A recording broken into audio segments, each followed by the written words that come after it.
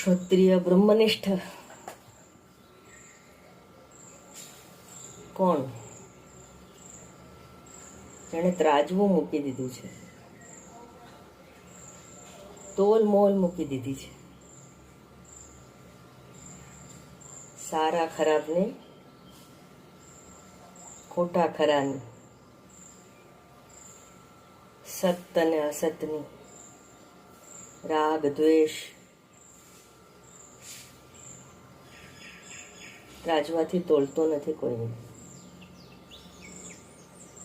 એના સંપર્કમાં આવેલી હવા પણ હોય ને, હવા તો જળ છે, એના સંપર્કમાં આવેલી હવાને પણ એ પાવન કરી દે છે. એના શરીર પરથી પસાર થયેલો હવાનો એક ઝોકો, એક